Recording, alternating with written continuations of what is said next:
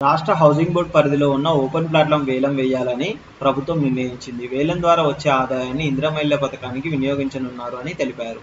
హైదరాబాద్ సహా పలు జిల్లాల్లో ఉన్నవన్నీ రూ.500 నుంచి 600 కోట్ల ఆదాయం అంచనా.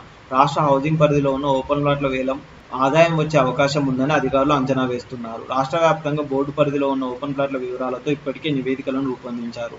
అదేవిధంగా ఆయా ప్లాట్ల వేలానికి సంబంధించి కూడా ప్రాథమికంగా కొన్ని ధరలను నిర్దేశించుకున్నారు. ఇప్పటికే మహబూబ్ నగర్, కూకట్పల్లిలోని ప్లాట్ల వేలానికి ప్రకటనలు ఇవ్వగా త్వరలో వాటికి వేలం నిర్వహించనున్నారు. మిగిలిన వాటికి నెలాఖరులోపు ప్రకటనలు ఇచ్చి ఆగస్టు, సెప్టెంబర్ నాటికి వేలం ప్రక్రియను ముగించాలని లక్ష్యంగా పెట్టుకున్నట్లుగా తెలిసింది. కాగా కూకట్పల్లిలో 18 వరకు ప్లాట్లుండగా వీటి వేలంతో దాదాపు రూ.150 కోట్ల వరకు ఆదాయం రావచ్చని అంచనా వేస్తున్నారు.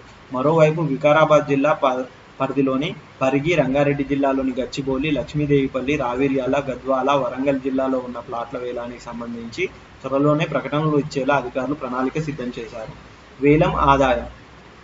గృహ నిర్మాణ శాఖ అనుబంధంగా ఉన్న హౌసింగ్ బోర్డు పరిధిలోని ఓపెన్ ప్లాట్లు వేలం ఉన్న అపార్ట్మెంట్లలో ప్లాట్లు, అసంపూర్తిగా ఉన్న టవర్లు, ఓపెన్ ప్లాట్ల వేలంతో వచ్చే ఆదాయాన్ని వినియోగించాలని సర్కారు నిర్ణయించింది. ఈ వేలంలో కూకట్పల్లి ముఖ్యంగా చెప్పుకోవచ్చు. Kukatpally housing board colony phase 7 పరిధిలో 4 నివాస, 15 వాణిజ్య ప్లాట్లకు వచ్చే నెల 11న బహిరంగ వేలం నిర్వహించనున్నట్టు అధికారులు తెలిపారు.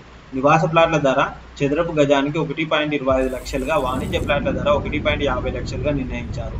నివాస ప్లాట్ల వైశాల్యం కనిష్టంగా 194 గజాలు, వాణిజ్య ప్లాట్ల వైశాల్యం 800 నుంచి 920 గజాల వరకు ఉంది. హౌసింగ్ బోర్డుకు హైదరాబాద్తో పాటు చుట్టుపక్కల ప్రాంతాల్లో 4,609 ఎకరాలు ఉండగా 3,800 ఎకరాల్లో ఇదివరకే కాలనీలు నిర్మించారు. మిగిలిన 789 ఎకరాల్లో 80 ఎకరాలపై కోర్టులో కేసులు ఉండగా 610 ఎకరాలు క్లియర్ గా ఉన్నాయి. 150 ఎకరాల భూమిని లీజుకు ఇచ్చారు. 100 ఎకరాలు జేఎన్టీయూకి ఇవ్వగా మిగిలినవి వివిధ సంస్థల వ్యక్తులకు ఇచ్చారు. నిధుల సమీకరణలో నిమగ్నమై సర్కారు దృష్టి ఈ ఆస్తులపై పడింది. ఆస్తుల స్థితి తదితర వివరాలతో కూడిన నివేదికను అధికారులు ప్రభుత్వానికి అందించారు. నిధుల సమీకరణలో భాగంగా ప్రభుత్వం ఈ భూములను విక్రయించాలని నిర్ణయించింది. ఈ విధంగా చూసుకున్నట్టయితే బుదేరా కానీ ఇలాంటి కొన్ని ప్లేసులలో, ఉప్పల్ బగాయత్ ఇలాంటి కొన్ని ప్లేసులలో ఉన్న భూములను కూడా ఇప్పుడు ప్రజెంట్ వేలం వేయడానికి అయితే సర్కారు యోచిస్తుంది. ఈ వేలంలో కొన్ని స్థలాలు కొనుక్కున్న వారికి అక్కడ ఏరియాల్లో కనుక చూసుకున్నట్టయితే డెవలప్మెంట్ పరంగా బాగానే ఉంటుందని చెప్పేసి రియల్ వర్గాలు అయితే చెప్తున్నాయి.